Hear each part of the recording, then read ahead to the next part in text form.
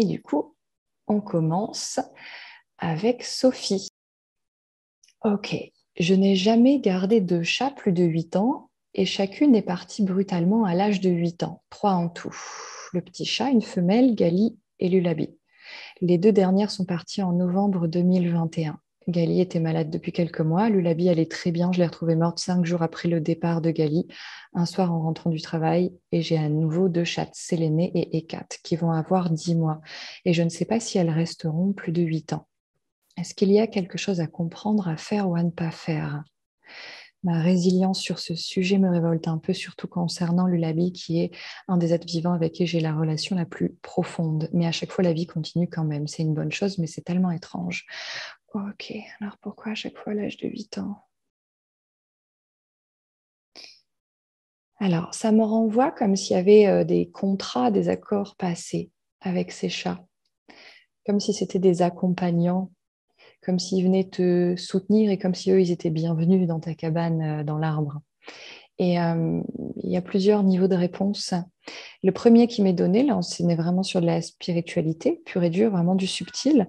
C'est il me montre que dans ta médiumnité, tu es capable de connecter en fait tous les espaces, il n'y a pas de limite, et tous les êtres sur les différentes strates du subtil, comme si dans ta médiumnité, en fait, tu étais un ascenseur, un super média, un super intermédiaire, ascenseur, qui pouvait se rendre sur toutes les strates, en fait. Il n'y a pas de limite. Vraiment, on me dit, il n'y a aucune limite. Elle peut aller partout où elle veut, parler avec qui veut, elle peut être l'intermédiaire de... Il n'y a aucune limite. Et du coup, ça renvoie beaucoup à une notion d'infini, comme si ça, c'était très, très fort en toi. Et du coup, à quel point l'humanité et la matière, c'est super limité, c'est super l'inverse. Du coup, que c'est aussi dur, en fait, de faire le lien entre cet infini auquel tu as accès et qui n'est pas commun, et en même temps, en bas, du ultra limité. Voilà. Et donc là, il y a aussi un truc qui est, ça reprend le premier sujet, qui est difficile. Et les chats, en fait, avec un accord commun de leur part et de ta part, c'est comme s'ils venaient te représenter ça, le 8. Tu vois, c'est la boucle en haut, la boucle en bas, ton monde d'en haut, ton monde d'en bas. Et comment on pourrait transformer un 8 en 0?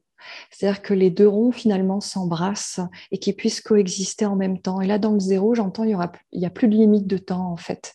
C'est, ça devient libre. Chacun réécrit son histoire. Il y en a peut-être, ce sera plus ou moins longtemps, d'autres, voilà, beaucoup plus. Ok. Mais le 8 et qui ramène aussi à l'infini. Comment tu agences l'infini à l'intérieur de toi? Ok.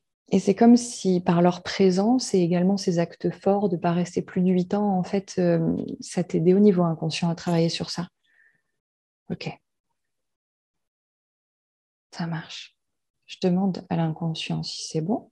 Il me dit que c'est bon. Est-ce que pour toi, c'est bon? Ouais, ça marche. Ok.